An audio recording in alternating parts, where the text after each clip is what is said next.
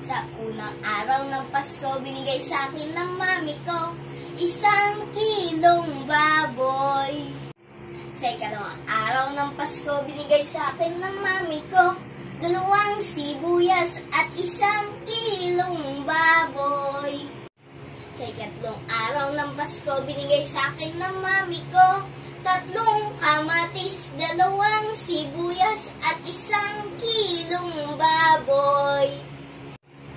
Sa ika-4 na araw ng Pasko, binigay sa akin ng mami ko 4 na sili, 3 kamatis, 2 sibuyas at 1 kilong baboy.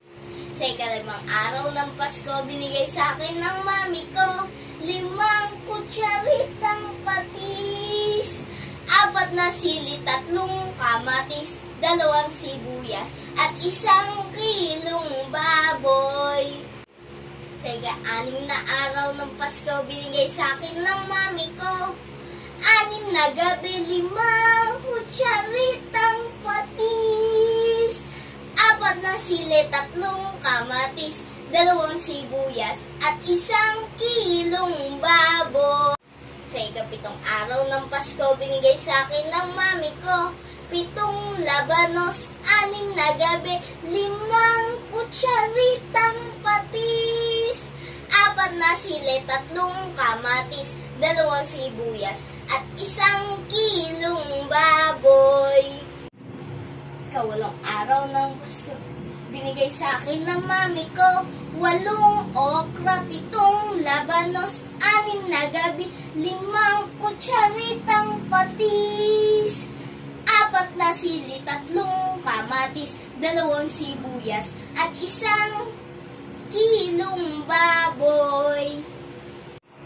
Sa ika-9 na araw ng Pasko, binigay sa akin ng mami ko 9 na talong, 8 okra, 7 labanos, 6 na gabi, 5 kutsaritang patis, 4 na sili, 3 kamatis, 2 sibuyas at 1 kilong baboy.